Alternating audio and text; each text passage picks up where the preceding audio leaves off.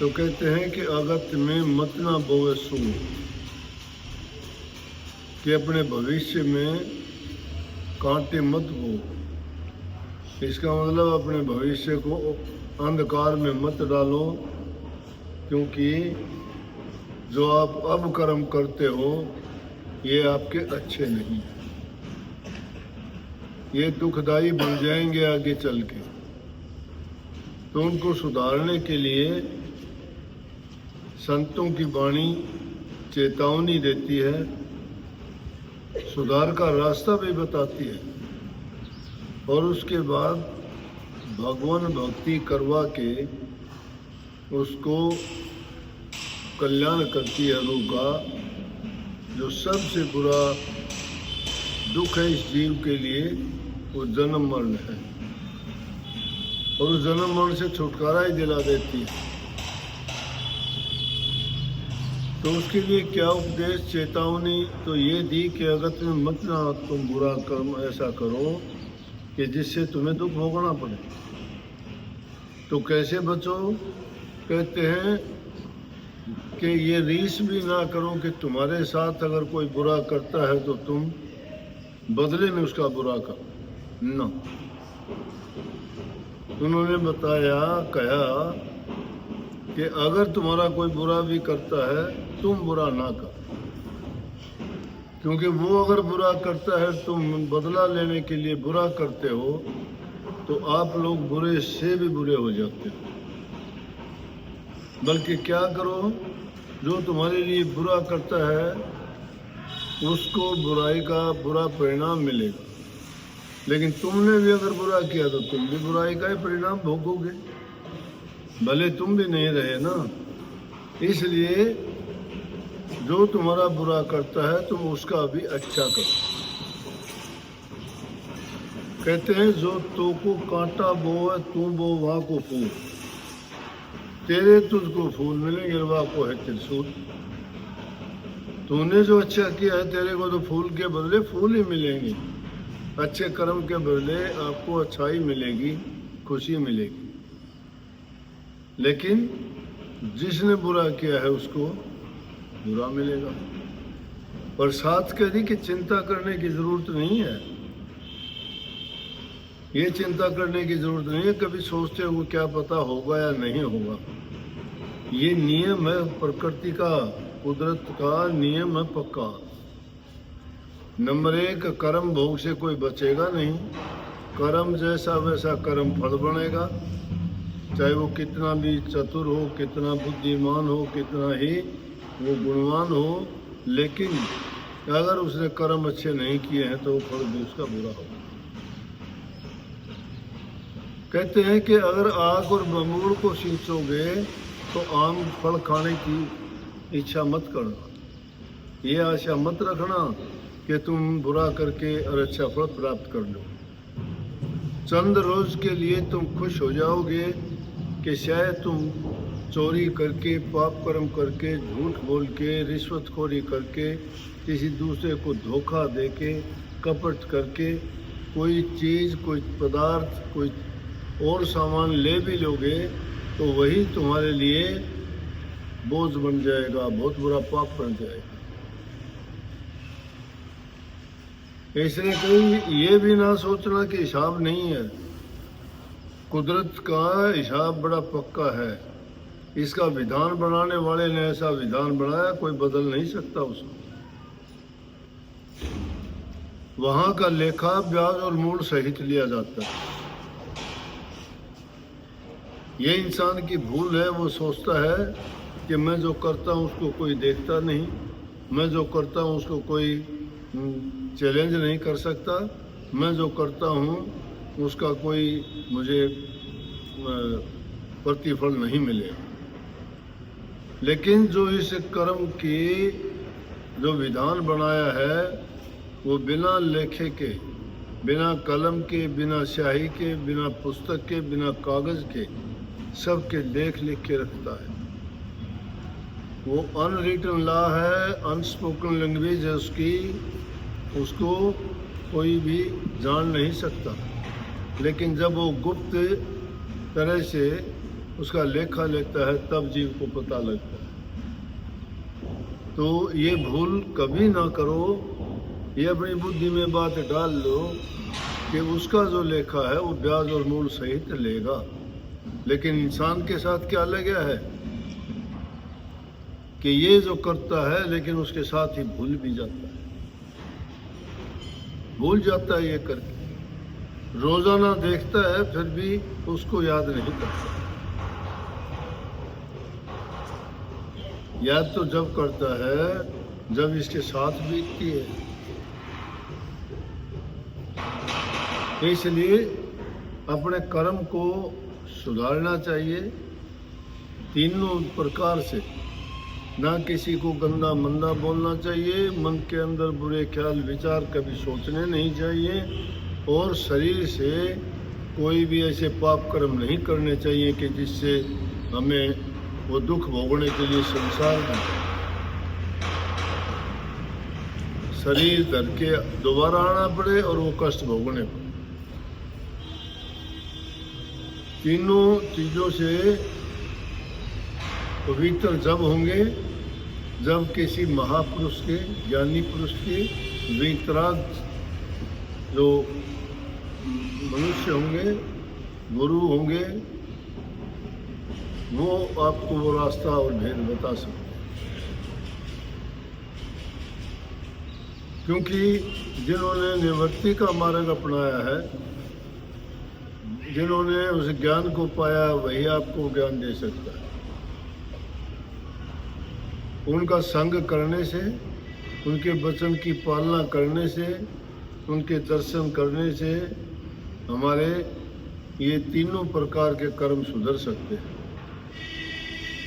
अगर ऐसा अवसर मिले, महापुरुषों का दर्शन मिले, सत्संग मिले, सानिध्य मिले उनका, तो हमें अपना ऊंचा भाग मानना चाहिए। ये अव्वल तो इंसान का चोला मिलना मुश्किल, वो मिल भी जाता है तो सत्संग मिलना मुश्किल, वो भी मिल जाए तो गुरु मिलना मुश्किल, गुरु मिल भी जाए तो क्या पता गुरु पाखंडी है, झूठा है, कपटी है, सच्चा है, कैसा है, ये मुश्किल। पूरे गुरु के बिना जीव का उद्धार नहीं होता। गुरु पूरा मिल गया तो समझो कि काम पूरा हो गया। पूरा गुरु जब तक नहीं मिलता इस जीव को, तो भी ये जीव इस संसार में भटका खाता है और कर्म भोगने के लिए बार बार आता है। लेकिन इस जीव के साथ में ये भूल लगी हुई है, इसको इतबार आना बड़ा कठिन है। क्यों नहीं आता कि इससे पहले वाणी कही थी उसमें कि अहंकार इंसान को इतना होता है कि उसकी बुद्धि पर पर्दा पड़ जाता है। पर्दा डालने वाली है माया।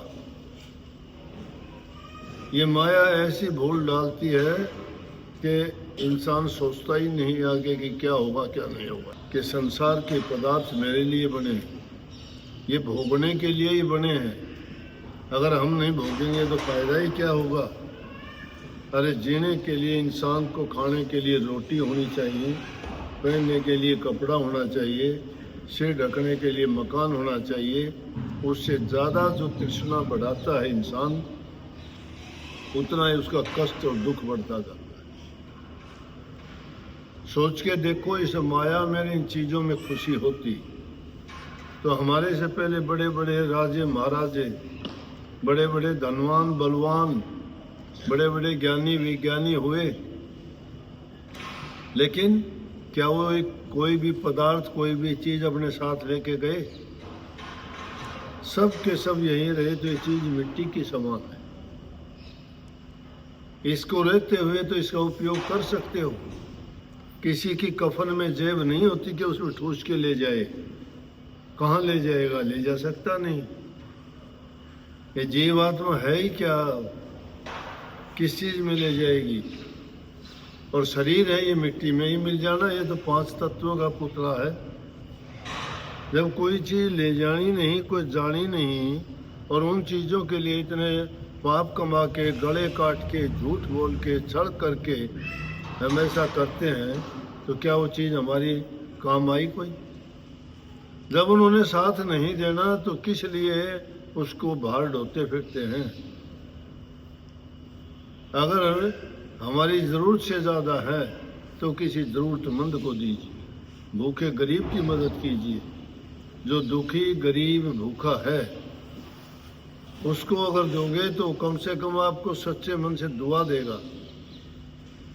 किसी प्यासे को अगर पानी पिला दोगे तो वो दुआ देगा, क्योंकि पानी पिलाना प्राण बचाना है। किसी को रोटी की भूख लगी है, उसको 2 रोटी अगर आप मुहैया करवा दोगे तो आपको दुआ देगा।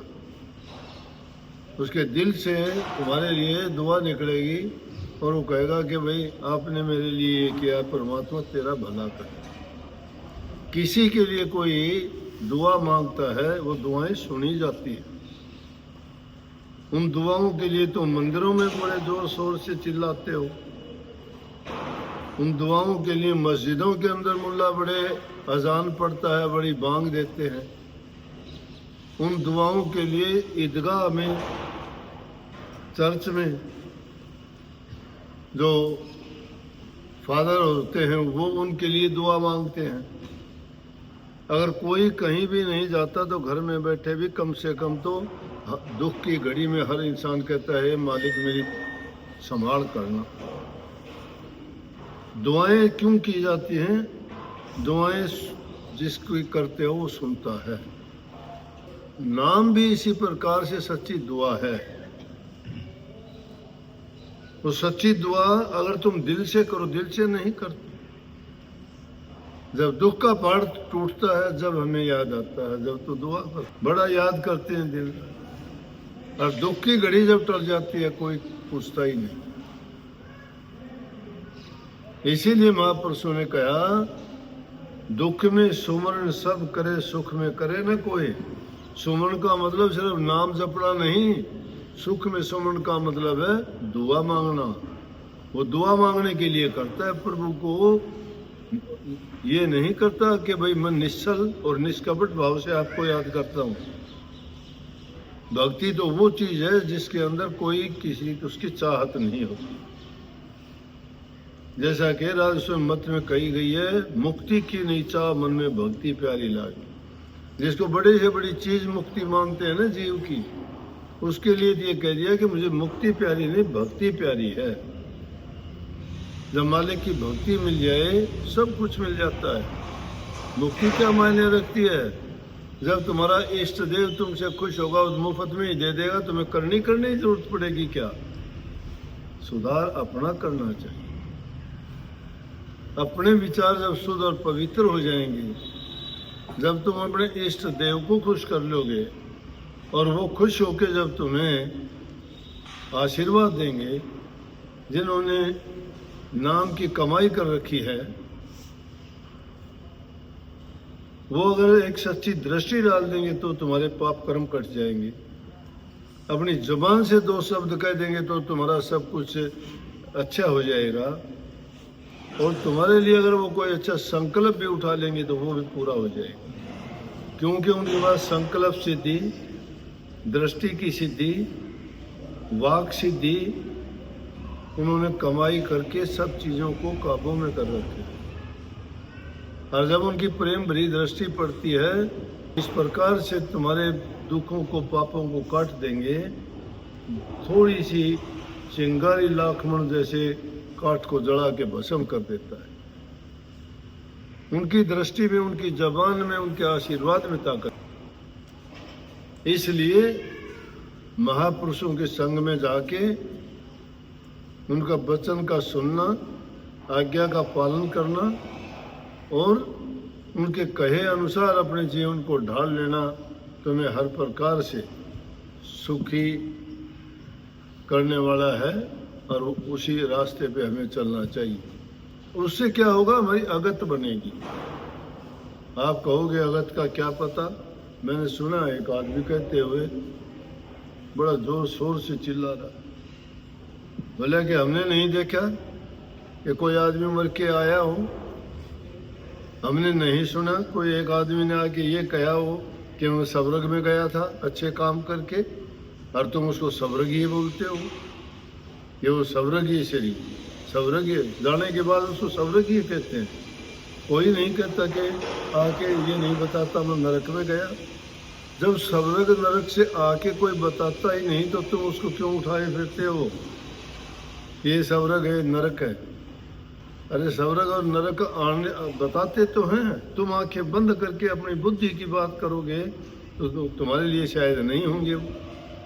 एक जन्म लेता है यहाँ दुनिया में, अंधा लूला लंगड़ा पैदा होता है, एक भूखा गरीब पैदा होता है, एक अपाहिज पैदा होता है, एक बिना बुद्धि का वैसे ही पैदा हो जाता है जिसको कोई ज्ञान समझ नहीं है।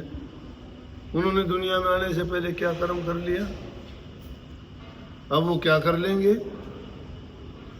क्या है उनके पास सुधार का? इसका मतलब उन्होंने बीते जन्मों में कोई ना कोई खोटे मंदे कर्म किए थे जिसके कारण उनकी ये अगत बनी है। ये है वो अगत का सुधार करना। अगत जगत से सुधरता है। हम जगत में हैं, इस पार हैं। उस पार जाने से पहले हमने उस पार के बारे में सोचना है, हमें क्या करना होगा। मैं कहता हूं तीनों काल हर इंसान जानता है अपने। नहीं जानते हो तो देखो पिछले अच्छे कर्म किए थे, आप अच्छे इंसान बन के आ गए। अच्छे कर्म किए थे, आपके सारे अंग भरपूर हैं, आंख आपकी, हाथ आपके, टांग आपके नहीं। अपाहिज आदमी पड़े, जन्म से ही अपाहिज है, चला नहीं जाता।